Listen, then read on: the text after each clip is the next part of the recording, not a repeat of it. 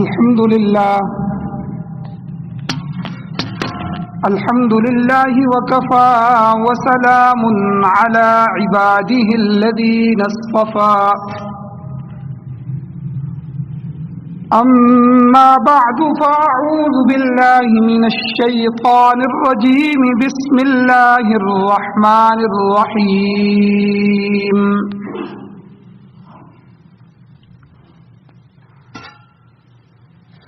قل يا عبادي الذين أسرفوا على أنفسهم لا تقنطوا من رحمة الله إن الله يغفر الذنوب جميعا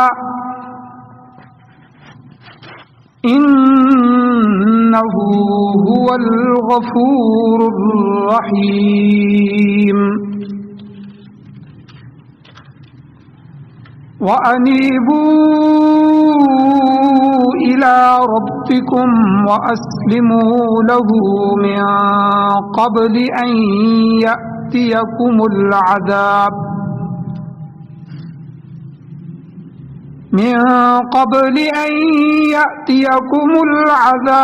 ثم لا تنصرون وعن أبي هريرة رضي الله تعالى عنه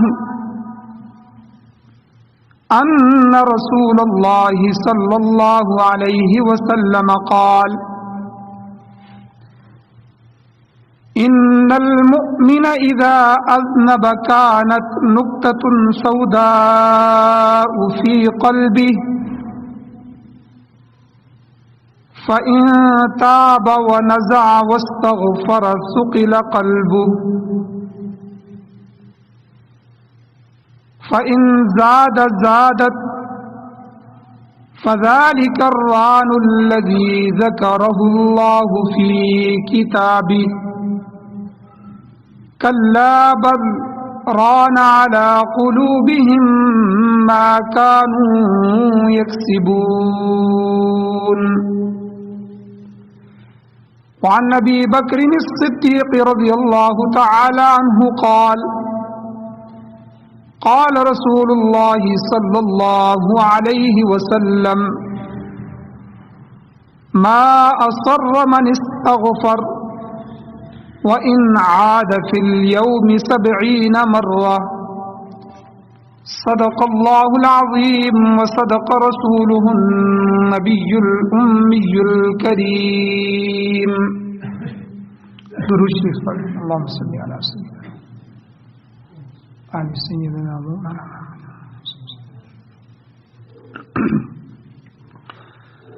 میرے واجب الاحترام میرے بزرگوں دوستوں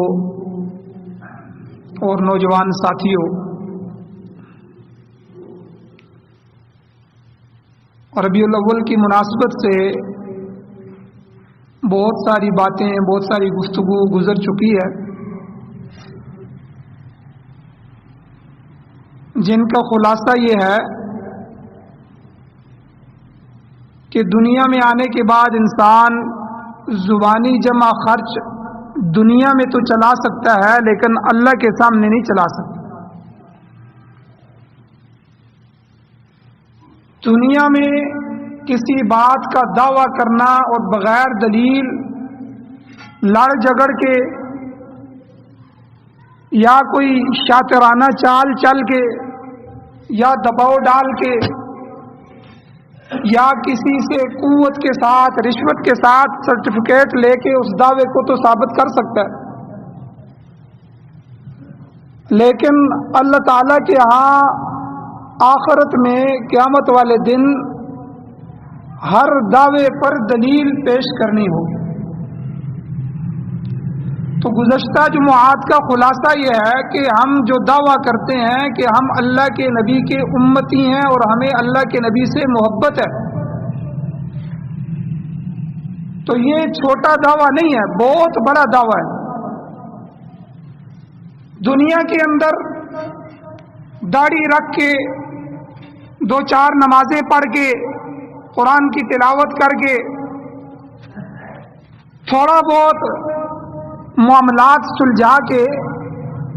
دنیا والوں کو تو مطمئن کر سکتے ہیں، لیکن آخرت میں اللہ تعالیٰ کے سامنے جو حساب لیا جائے گا وہ نبی علیہ السلام کی پوری زندگی کے طرز کو سامنے رکھنے کا ہو۔ تو محبت رسول، عقیدت رسول، اطاعت رسول، یہ تینوں پہلو ضروری ہیں۔ رسول اللہ کی محبت بھی دل میں ہو، آپ کی لائے ہوئے دین کے لیے عقیدت بھی ہو کہ یہ سچا دین ہے، ہماری نجات اسی میں ہے، اس کے بغیر نجات نہیں ہے، اور اطاعت رسول میں بھی کامل، اتباع رسول میں بھی کامل۔ تو زندگی کا ہر لمحہ، حالانکہ دنیا میں کوئی آدمی کسی کی زندگی کے ہر لمحے کا حساب نہیں لے سکتا، ممکن نہیں ہے، لیکن آخرت کی جو مشینیں ہیں، آخرت کا جو سسٹم ہے، اللہ تعالیٰ فرماتے ہیں کہ ایک ایک چیز کا حساب۔ فَمَن يَعْمَلْ مِثْقَالَ ذَرَّةٍ خَيْرًا يَرَهُ وَمَن يَعْمَلْ مِثْقَالَ ذَرَّةٍ شَرًّا يَرَهُ۔ مثقال سے نیچے بھی کوئی چیز ہوتی تو اللہ اس کو بھی بیان فرماتا۔ تو اس ذرہ، ذرہ کسے کہتے ہیں؟ مثقال ذرہ، ذرے سے نیچے کوئی چیز نہیں ہے۔ کئی علماء نے اس کی تفسیر میں لکھا ہے کہ ایک تو یہ جو ذرات ہمیں نظر آتے ہیں، مٹی کے، ریت کے، یہ تو ہمیں نظر آ رہے ہوتے ہیں، ان سے بھی کم ترین وہ ذرے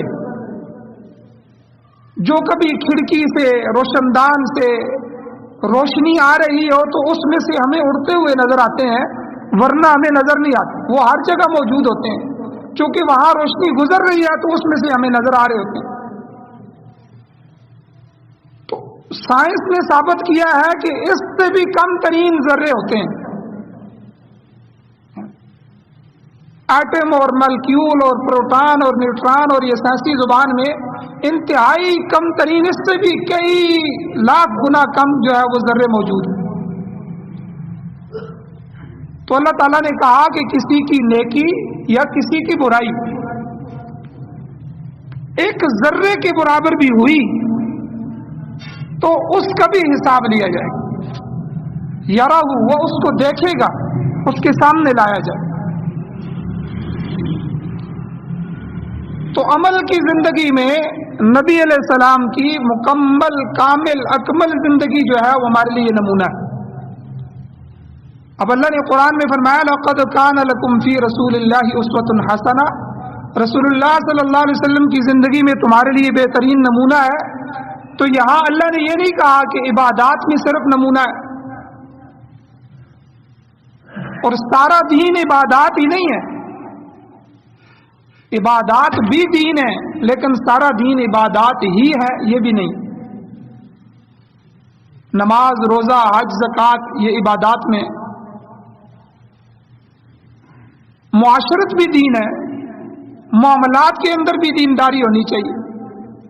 اخلاق بھی دین ہے، عقائد کا ایک پورا باب دین کا ہے۔ تو ہر چیز میں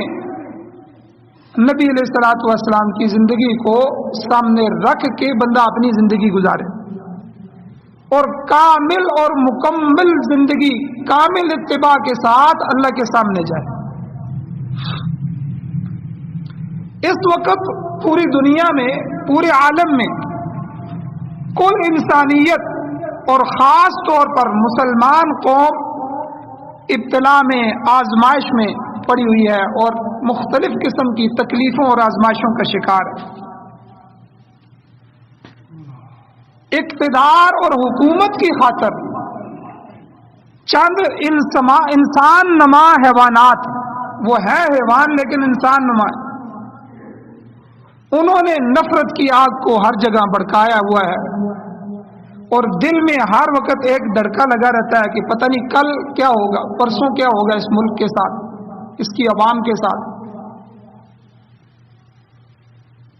اور یہ جو دوڑ چل رہی ہے ترقی کی دوڑ، یہ اصل میں ترقی کی دوڑ نہیں ہے، یہ تنزلی کی دوڑ ہے، یہ گرنے کی دوڑ ہے۔ ترقی کی اس دوڑ میں انسان انسانیت سے بھی بہت دور چلا گیا ہے، انسانیت سے ہی گر گیا ہے۔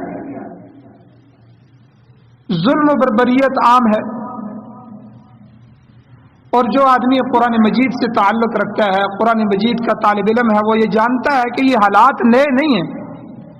سابقہ امتیں بھی اس سے خطرناک حالات سے دوچار ہوئی تھی۔ اس لیے دین کو پڑھنے والا دیندار آدمی ہمیشہ اپنا محاسبہ کرتا رہتا ہے۔ فساد،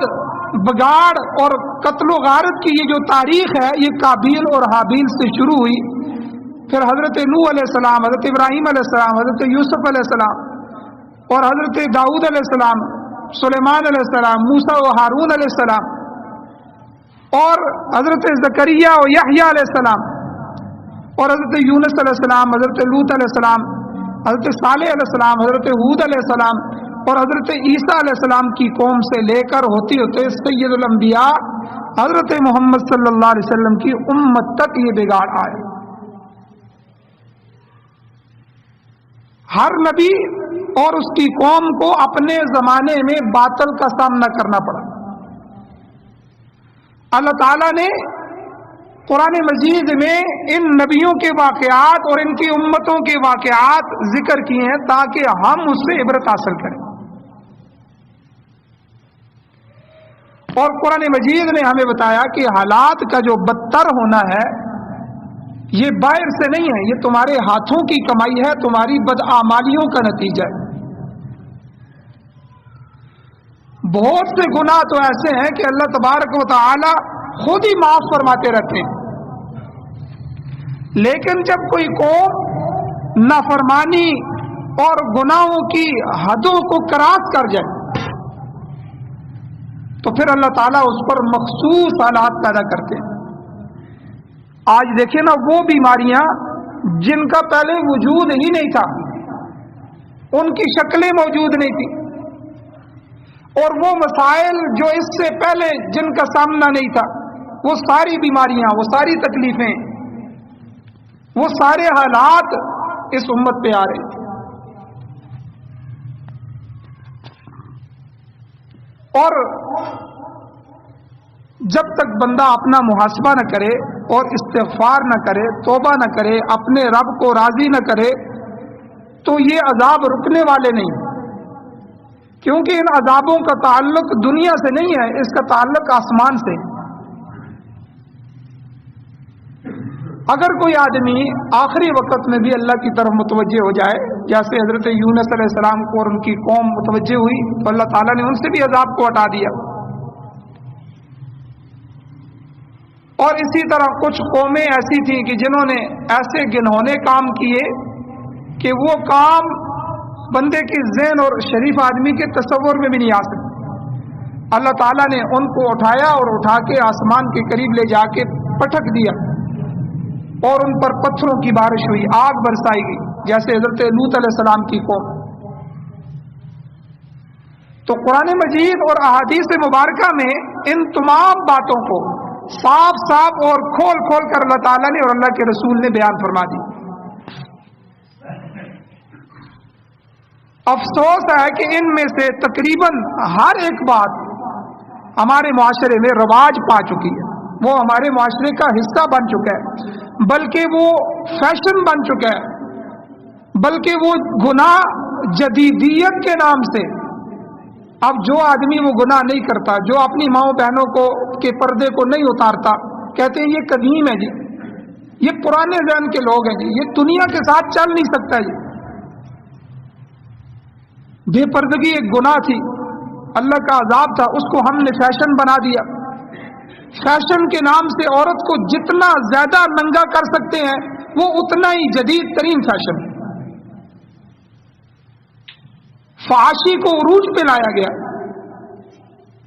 عریانی کو جدیدیت کا نام دے کے، روشن خیالی کا نام دے کے۔ قوم کے اندر ڈال دیا گیا،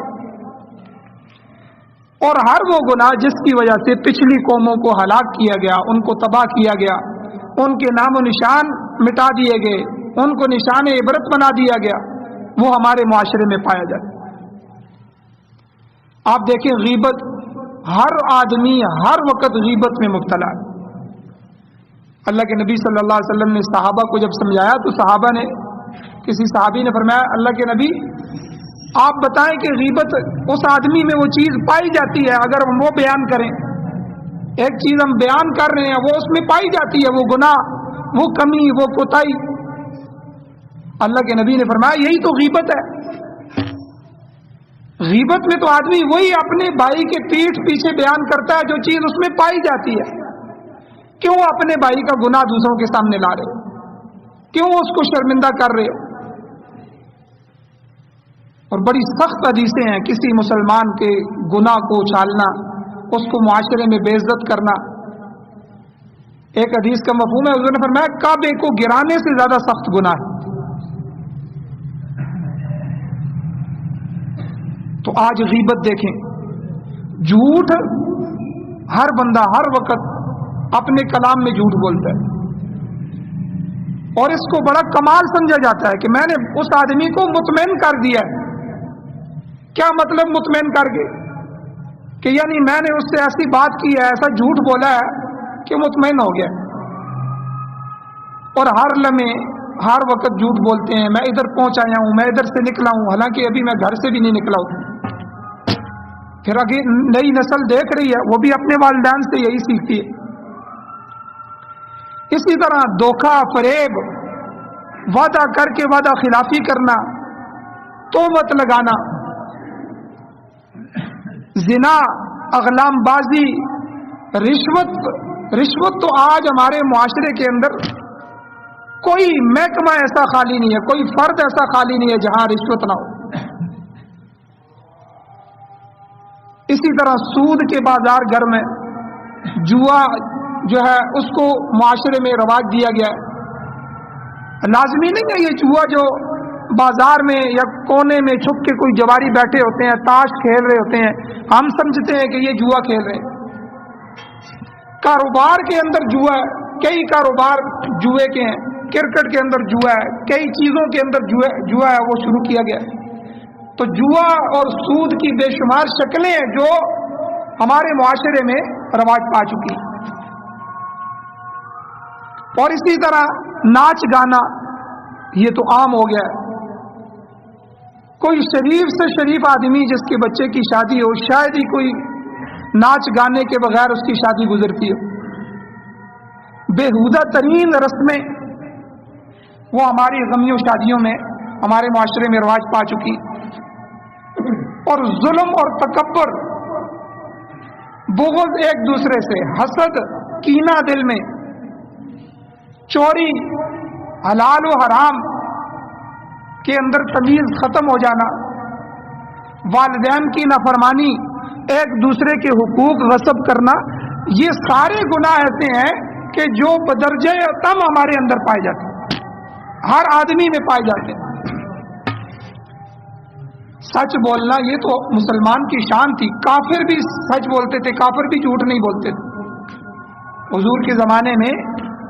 کئی گناہ ایسے تھے جن سے کافر بھی شرم کرتے تھے۔ حضرت ابو سفیان رضی اللہ تعالیٰ عنہ مسلمان نہیں ہوئے تھے،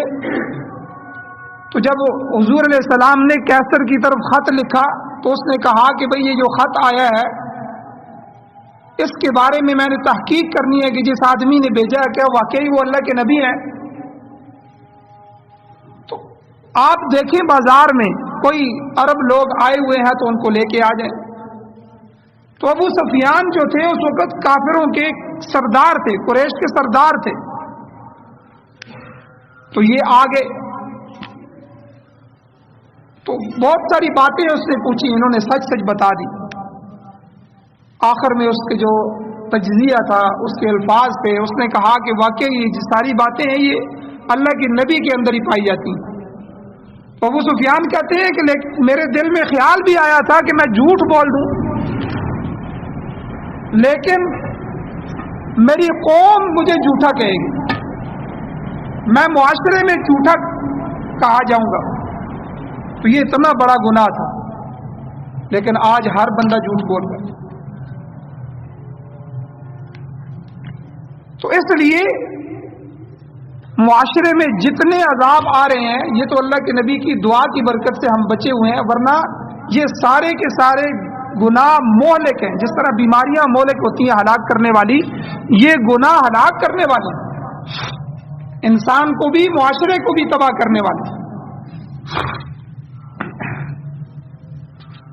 اب دیکھیں نا، پہلے عزت دل سے کی جاتی تھی، آج عزت دینے اور لینے کی کلاسیں کروائی جاتی ہیں کہ آپ نے انٹرویو دینا ہے تو آپ نے مالک کو کیسے عزت دینی ہے، کیسے جھکنا ہے، سلام کرنا ہے، پھر کیسے کھڑے ہو جانا ہے۔ پولیس افیسر ہے، افسر آئے گا تو کیسے آپ نے سلوٹ کرنا ہے، ٹھیک ہے، کیسے اس کے سامنے کھڑا ہونا ہے، چاہے بعد میں جانے کے بعد وہی افسر کو گالیاں دے رہے ہوتے ہیں۔ تو پہلے یہ سب کچھ دل میں ہوتا تھا، آج کہاں کہیں ضرورت پڑ جاتی ہے تو اس کی رسم سکھائی جاتی ہے، رسمن سب کچھ کیا جا رہا۔ تو اس لیے میرے بھائیوں، آج جو ہمارا معاشرہ طرح طرح کی بیماریوں، مشکلات، تکلیفوں اور عذابات کا شکار ہے،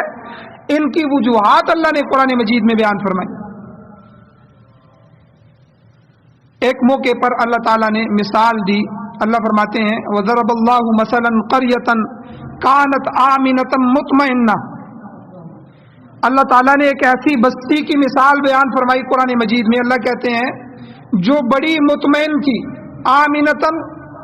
بڑی پرامن بھی تھی اور مطمئن بھی تھی۔ گھر اور معاشرے کے اطمینان کے لیے دونوں چیزیں ضروری ہیں کہ وہ معاشرہ، وہ گھر، وہ شہر پرامن ہو، ہر طرف امن ہی امن ہو، بد امنی نہ ہو، اور اطمینان ہو، ہر بندہ سکون میں ہو۔ اللہ تعالیٰ کہتے ہیں کہ اس بستی میں یہ دونوں چیزیں تھی، کانت آمنتن مطمئنتن، پرامن مطمئن، یاتیہا رزقہا رغدا من کل مکان، اس کا جو رزق تھا اس کو ہر جگہ سے بڑی فراوانی کے ساتھ پہنچ رہا تھا۔ فکفرت بانعم اللہ، پھر کیا ہوا، انہوں نے اللہ کی نعمتوں کی ناشکری شروع کر دی۔ فَأَذَاقَهَا اللَّهُ لِبَاسَ الْجُوعِ وَالْخَوْفِ، اللہ تعالیٰ نے ان کو بھوک اور خوف کا پہننا اوڑھنا پہنا دیا۔ فَأَذَاقَهَا، اللہ نے ان کو چھکا دیا بھوک کا، اب بھوک آ گئی، خوف آ گیا۔ آج ہمارے معاشرے میں یہ دونوں چیزیں ہیں، بھوک افلاس بھی بندوں کو پریشان کیے ہوئے، اور بد امنی اور جو ہے ہر طرف خوف ہی خوف۔ اللہ کہتے ہیں یہ کیوں ہوا؟ اللہ کہتے ہیں بما کانوا یصنعون، اس وجہ سے کہ ان کے کرتوتوں کی وجہ سے، جو وہ کر رہے تھے، جو کام کرتے تھے، یہی جو میں نے گناہ پیچھے گنوائے ہیں، یہ سارا کچھ ان میں آ گیا، تو ان کے کرتوتوں کی وجہ سے اتنی ہستی بستی جو ہے وہ شہر تھا، علاقہ تھا، بستی تھی، مطمئن تھی، آمنتن تھی، پرامن تھی، لیکن اللہ نے ان کے بدعمالیوں کی وجہ سے ان کو تباہ کر دیا۔ خدائی ضابطے ہیں کچھ، یاد رکھیں، قرآن مجید میں اللہ تعالیٰ نے اپنے ضابطے بیان فرمائے،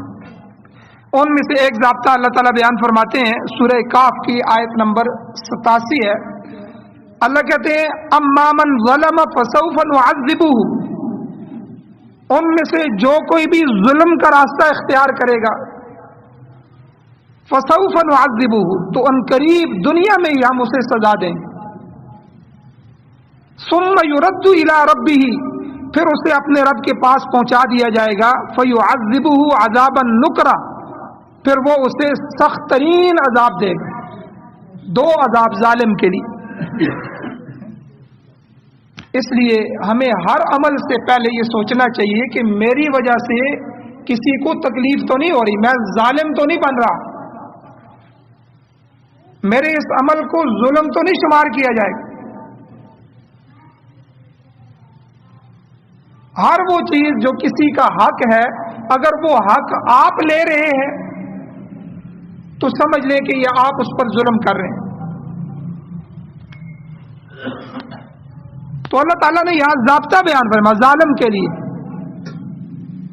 کہ جو آدمی ظلم کرے گا اللہ دنیا میں بھی اسے عذاب دے گا، پھر موت کے ساتھ اللہ اسے اپنی طرف لوٹائے گا، ثم یرد الی ربہ، پھر اللہ اسے بہت زیادہ سخت عذاب دے گا۔ اور اسی طرح اللہ نے ایک اور ضابطہ بیان فرمایا، ایک قوم پر عذاب نازل کرنے کا تذکرہ کیا۔ اللہ کہتے ہیں انا منزلون علی آل هذه القرية رجزا من السماء بما كانوا يفسقون، ایک بستی کے باشندے جو بدکاری کرتے رہے، بدکاریوں میں مبتلا رہے، ان کی وجہ سے ہم ان پر آسمان سے عذاب نازل کرنے والے ہیں۔ یعنی یہ بھی اللہ نے ضابطہ بیان کر دیا کہ کسی قوم پر اس کی بدکاری کی، ظلم کی وجہ سے بھی، بدکاری کی وجہ سے بھی عذاب آتا ہے۔ ابھی دیکھیں ہمارے ملک میں ایک قانون ٹرانسجینڈر بل کے نام سے پہلے بھی میں نے کئی دفعہ تذکرہ کیا، وہ پاس ہوا ہے، تو ابھی تک جو تعداد ہمارے سامنے آئی ہے، جو مرد عورتیں بنی ہیں 16,000 کے قریب مرد وہ عورتیں بن گئے، اور اسی طرح 18,000 کے قریب عورتیں جنہوں نے اپنے آپ کی شناخت مٹا کے مردوں کی کر دی۔ تو یہ ابھی تعداد ہے جو حال کی تعداد ہے۔ تو یہ سب کچھ اس ملک میں ہو رہا ہے، اس علاقے میں ہو رہا ہے، اور قوانین بنا دیے گئے ہیں، ضابطے بنا دیے گئے ہیں، چاہے وہ آزادی کے نام سے، لبرلزم کے نام سے، جدیدیت کے نام سے قوم کو اس پلیٹ فارم پر لایا جا رہا ہے کہ بالکل ننگے ہو جاؤ، جو مرضی کرتے رہو۔ یعنی جو کچھ یورپ میں ہو رہا ہے وہی کچھ ہماری حکومتیں، یہ کوئی خاص پارٹی کا میں نام نہیں لے رہا، ساری پارٹیاں ایسی ہیں اور ساری پارٹیوں سے ملنے والے بھی ایسے ہی ہیں۔ آج تک کبھی ہم نے یہ کہا کہ اللہ تیرا قانون اور تیرے نبی کا قانون ہم لائیں گے؟ یہ آزادی کیا ہے؟ ہم تو پابند ہیں قرآن و سنت کے، ہم تو اللہ اور اللہ کے بنائے، اللہ کے رسول کے بنائے ہوئے قوانین کے پابند ہیں، وہ تو ہمارے لیے بنا دیے گئے ہیں۔ حیا مومن کے زیور ہے، اب حیا ہی قانون بنا کے نکال دیا جائے، اب ان بے حیاؤں کے ساتھ جو آدمی مل رہا ہے تو وہ بھی بے حیا ہی ہوگا، جو خود اپنی پارٹی کے ساتھ مل کے اس قانون کو بنا رہا ہے کہ ہم خود چن رہے ہیں، وہ آگے جا رہے ہیں اور وہ قانون بنا رہے ہیں۔ تو اس بے حیائی والے قانون کا نتیجہ کیا ہے کہ ابھی 26-27 ہزار افراد اپنی جنس جینڈر تبدیل کر چکے ہیں۔ تو میرے بھائیوں، یہ قرآن مجید میں اللہ نے ضابطہ بیان کر دیا ہے کہ انا منزلون علی آل هذه القرية، اس بستی والوں پر جو میرا عذاب نازل ہوا، رجزا من السماء، آسمان سے، بما كانوا يفسقون، ان کی ان بدماشیوں اور کرتوتوں کی وجہ سے تھا جو وہ گناہ کر رہے تھے۔ اور اسی طرح ایک موقع پر اللہ نے ایک قانون اور ذکر کیا، اللہ نے فرمایا فلما آسفونا انتقمنا منہم، جب انہوں نے ہمیں ناراض کر دیا تو ہم نے ان سے انتقام لیا۔ یاد رکھیں اللہ جب ناراض ہوتا ہے نا پھر اللہ انتقام لیتا ہے۔ دنیا والے جب ہم سے انتقام لیتے ہیں تو ہم عدالت کا رخ کر لیں گے، اپنی چودرات کو سامنے لائیں گے، اپنی پارٹی کو سامنے لے آئیں گے، اپنی قوت کا مظاہرہ کر لیں گے، اس کے دو بدو جنگ کر لیں گے کسی نہ کسی طریقے سے ہم۔ لیکن جب اللہ انتقام لیتا ہے تو اللہ خود یہ ضابطہ بیان فرما رہے ہیں قرآن مجید میں، فلما آسفونا، جب انہوں نے ہمیں ناراض کر دیا، مجھے ناراض کر دیا، تو انتقمنا، ہم نے ان سے انتقام لیا، فاغرقناہم اجمعین، اللہ نے اس قوم کے بیان فرمایا ہم نے سب کو غرق کر دیا، فجعلناہم سلفا ومثلا للآخرین، ہم نے انہیں ایک گئی گزری قوم اور بعد والوں کے لیے عبرت کا نمونہ بنا دیا کہ کسی کو پتہ ہی نہیں چلا یہاں کوئی قوم تھی۔ آپ جائیں نا یہ جولیاں کی طرف اور ان علاقوں کی طرف جائیں، دیکھیں وہ کیسی کیسی قومیں تھیں جنہوں نے وہ یونیورسٹیاں بنائیں جو آج وہ زمین کے نیچے سے نکل رہی ہیں، تو کیسے کیسے ان کے محلات نیچے سے نکل رہے ہیں، لیکن اللہ تعالیٰ نے ایسا تباہ کر دیا۔ اللہ خود قرآن میں کہہ رہے ہیں کہ فجعلناہم سلفا، ہم نے ان کو گئی گزری قوم، ان کی نسل میں سے کوئی چیز نہیں چھوڑی، آج ان کی نسل میں کوئی آدمی نہیں۔ وَمَثَلًا لِلْآخِرِينَ، ہم نے پچھلوں والوں کے لیے، بعد والوں کے لیے ان کو مثالیں بنا دی۔ آج بھی جو لوگ قوم عاد، قوم سمود، جن کی قرآن مثالیں دیتا ہے، جو اللہ کے باغی تھے، اللہ نے ان سے انتقام لیا، تو آج دنیا میں کوئی ان کا نام و نشان نہیں، اتنے بڑے بڑے قد والے لوگ کوئی آج ایک آدمی بھی موجود نہیں۔ تو یہ اللہ تعالیٰ نے مختلف ضابطے بیان، یہ خدائی ضابطے ہیں۔ جو آدمی فاسق فاجر ہوگا، جو ظلم کو رواج دے گا اور جو اللہ تعالیٰ کو ناراض کر بیٹھے گا، تو اللہ تعالیٰ اس کی معیشت بھی خراب کر دے گا، اللہ اس کی معاشرت بھی خراب کر دے گا، اس کا گھر، اس کی اولاد اس کے لیے بے سکونی کا سبب بن جائیں گے۔ اپنے گھر والوں سے، اپنی برادری سے اس کی عزت ختم کروا دیں گے۔ اور اللہ تعالیٰ نے اس کے اسباب بھی بیان فرمائے کہ یہ سب کچھ کیا ہے اور کیوں ہو رہا ہے، کہ یہ سب کچھ ہمارے ہاتھوں کی کمائی ہے اور یہ ہمارے اعمال کا صلہ ہے۔ مطلب کیا یہ بیان کرنے کا کہ بندہ اپنی غلطیوں کا احساس کرے۔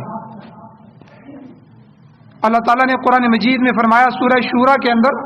آیت نمبر 30 ہے، اللہ فرماتے ہیں وما اصابکم من مصیبت، تمہیں جو کوئی بھی مصیبت پہنچتی ہے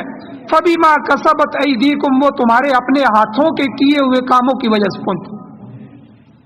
ویعفو عن کثیر، بہت سے گناہوں کو تو اللہ معاف کرتا رہتا ہے، ان کو تو پوچھتا بھی نہیں ہے، ان کی وجہ سے تو عذاب بھی نازل نہیں کرتا، وہ تو اللہ کی رحمت ہے۔ اللہ بہت سی چیزوں کو درگزر بھی کرتے رہتے ہیں، لیکن جو کچھ تمہیں مل رہا ہے وہ تمہاری بدعمالیوں کی وجہ سے۔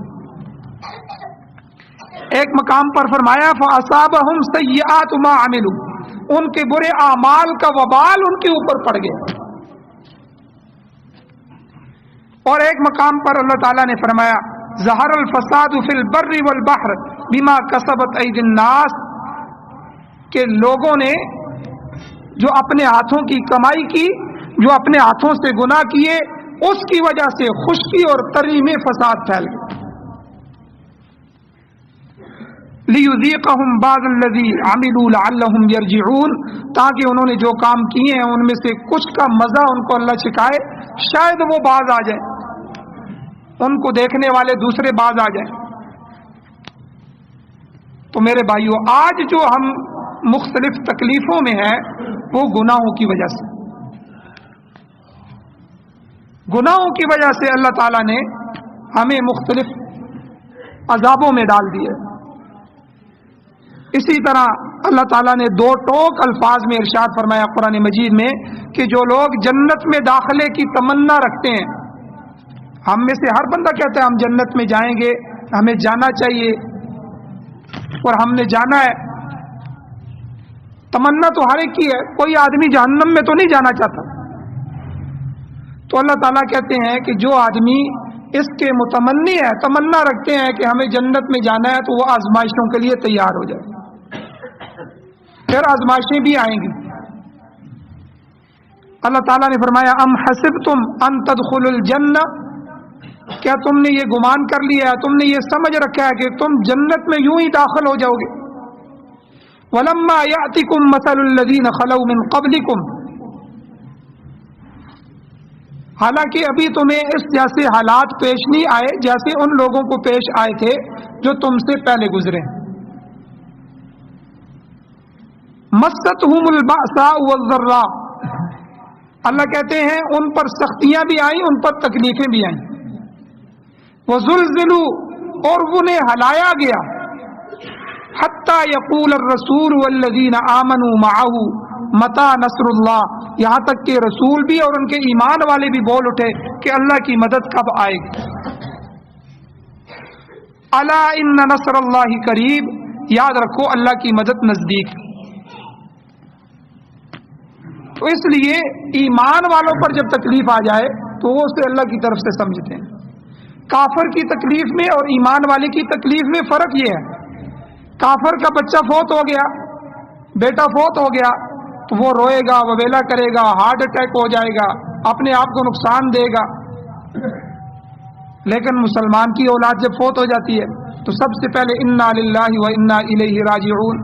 بے شک ہم اللہ کے لیے ہیں اور اللہ کی طرف لوٹ کے جانا ہے، ہم سب اللہ کے ہیں،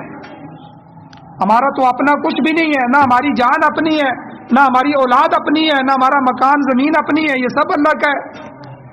اللہ نے دیا تھا تو اللہ تیرا شکر ہے، اب لے لیا تو تب بھی تیری رضا پہ راضی، تجھ سے کوئی گلہ نہیں ہے ہمارا۔ اب یہ جملے جو ہیں یہ سارے کے سارے صبر کے جملے ہیں، اسی لیے جب بندہ فوت ہو جائے تو فوت ہونے کے بعد 3 دن کی اجازت ہے، 3 دن آپ غم کریں،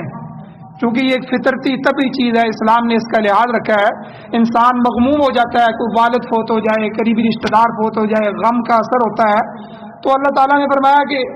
اللہ کے نبی نے بھی فرمایا کہ پہلے دن غم زیادہ ہوتا ہے، بھائی ان کو دوسرے لوگ کھانا کھلائیں، جو پڑوسی ہیں، کوئی رشتہ دار ہیں، ان کا خیال رکھیں۔ اور ہمارے ہاں کیا ہوتا ہے کہ پہلے دن ہی اسے والد کا بھول جاتا ہے، ماں باپ کا بھول جاتا ہے، وہ اسی میں لگ جاتا ہے کہ لوگ جو آئیں گے ان کو کھانا کیسے کھلاؤں گا، دیگیں کتنی پکانی ہے، کوئی خفا ہو کے نہ چلا جائے، اور کوئی غلطی کر بیٹھے اور کھانا نہ پکائے، پھر اس کی شامت دیکھیں برادری میں،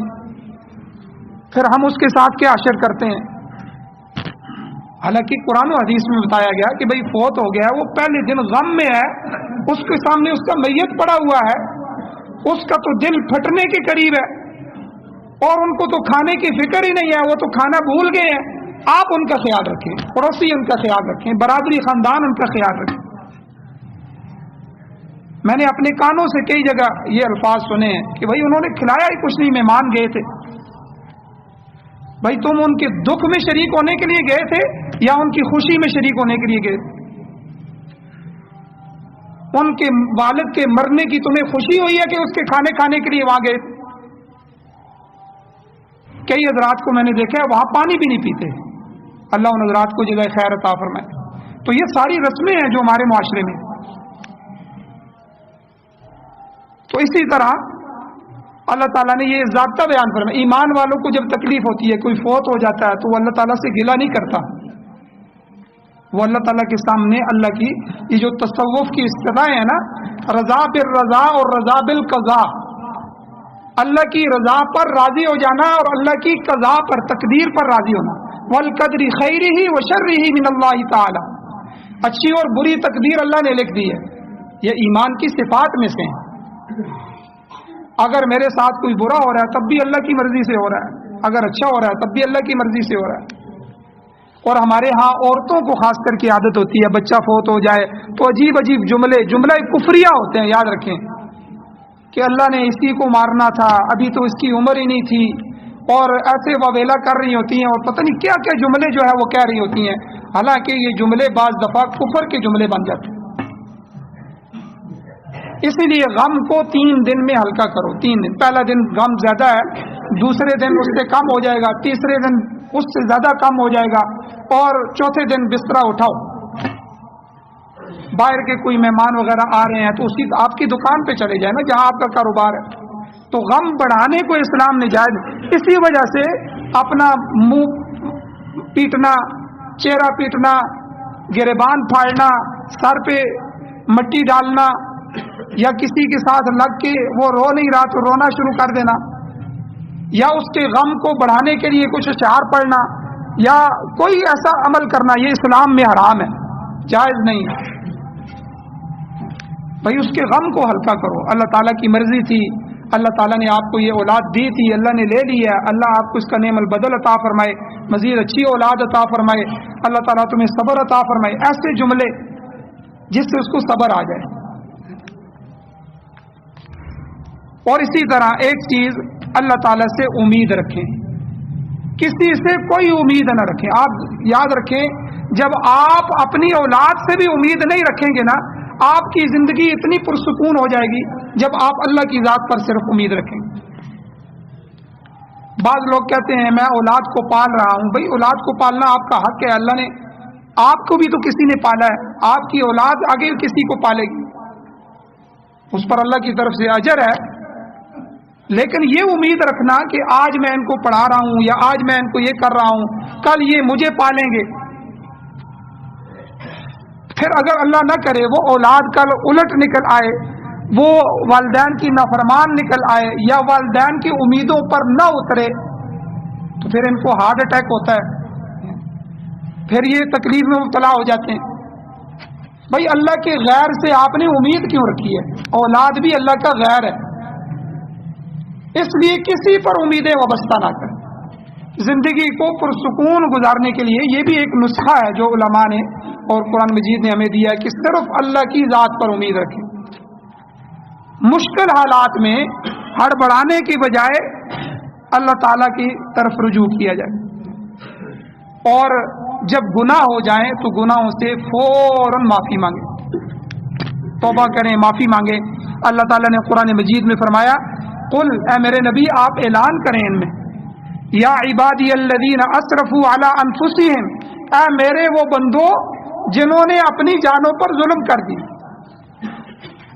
علماء نے عجیب نکتہ لکھا ہے کہ اللہ تعالیٰ کس کو اپنا بندہ کہہ رہے ہیں؟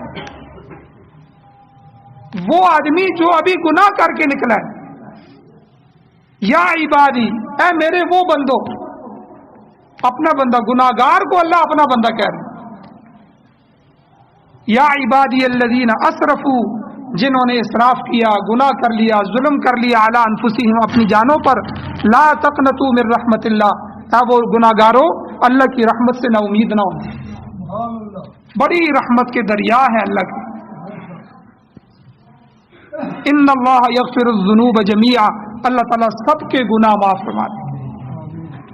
اور یہاں ایک عالم تھے، انہوں نے عجیب نکتہ بیان فرمایا، انہوں نے کہا کہ اللہ تعالیٰ خود بھی یہ حکم بندوں کو دے سکتے تھے، لیکن حضور سے اعلان کروایا، قل، آپ حضور ان کو کہیں۔ انہوں نے فرمایا دیکھو اللہ تعالیٰ بھی رحیم ہے، رحمت کے دریا ہے، اور حضور بھی امت پر رحیم ہے، تو دو رحیم ذاتوں کے واسطے سے یہ حکم دیا۔ یعنی کوئی آدمی 100 سال بھی گناہ میں ہے، اس کی ساری زندگی اللہ کی رسول کی، اس کے حکموں کی بغاوت میں گزری ہے، وہ بھی یہ سمجھ لے کہ میرا واسطہ جو ہے وہ کسی انسان سے نہیں ہے جو مجھے معاف نہیں کرے گا، جرگے کرنے پڑیں گے، میرا واسطہ ان ذاتوں کے ساتھ ہے جو دنیا میں سب سے زیادہ رحیم ہے۔ تو حضور سے اعلان کروایا۔ تو لیکن میرے بھائیوں، اس کے لیے ہمیں معافی بھی تو کرنی ہے، مانگنی ہے، اللہ کی طرف متوجہ ہونا ہے۔ اگر نہیں ہوں گے تو پھر عذاب کس طرح ختم ہوں گے؟ پھر یہ معیشت اور معاشرت اور یہ سارے معاملات کس طرح حل ہوں گے؟